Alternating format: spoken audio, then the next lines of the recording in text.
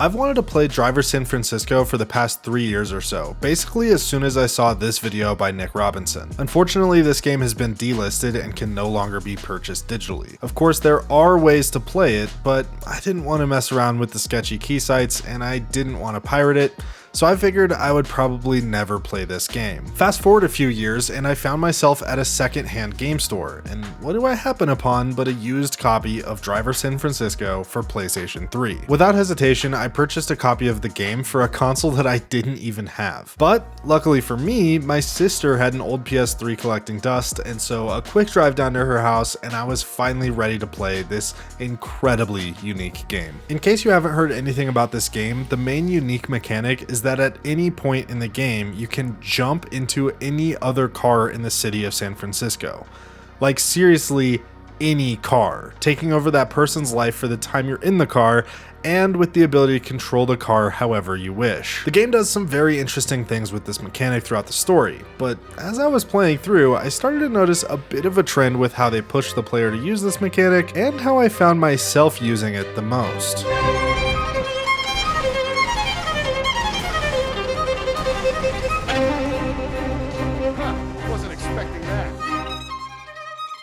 So many missions basically want you to take over random people's cars for the sole purpose of smashing into another car, meaning you jump in, put the car into a head-on collision, and then jump out like nothing ever happened without ever considering the innocent lives you're taking along the way. Not to mention the people that you don't kill directly when in control of them, but when you leave their body, they take back over to a car going 100 miles per hour, careening off a cliff, or about to get in a huge wreck. Hell, even if you don't even leave the person in a life-threatening situation, they just poof back, having blacked out for who knows how long, having no clue what just happened, and leaving their passengers just as confused. There are plenty of missions that use this mechanic in interesting ways, like jumping into the bad guys' cars to get intel, or jumping into an ambulance that's taking John to the hospital. But there are so many more missions that just want you to smash cars into other cars. So much so that I started using this mechanic of taking over random people in missions where I didn't need to do it at all. With jumping being the main gimmick of the game, I wanted to use it as much as possible,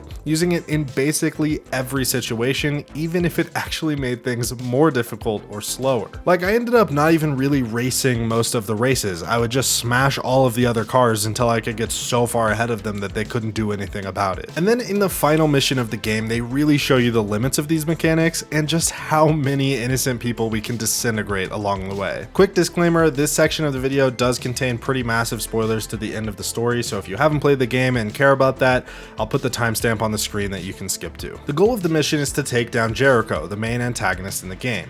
However, at this point in the story, Jericho also has the ability to take over other vehicles, which he uses to attack your car. But he's able to do multiple cars at once. So Jericho is just chucking cars at you while you try to navigate dodging all of those cars, which, may I remind you, have random people in them that have no clue that they're hurling through the air. And at the same time, you're trying to take over cars to crash into Jericho. And when you account for having to try the mission over and over, the lives really start to stack up on just how many casualties we're taking here. Now, if you've played Driver San Francisco, it's very obvious to you that all of this is meaningless, because we find out that the entire game is played out inside John's head. I just noticed this during my playthrough, that it was pretty funny just how many innocent people we are just taking over their lives and completely altering or ending them with no remorse whatsoever, all in the name of just trying to take down this one confected villain. I really enjoyed my playthrough of Driver San Francisco, and I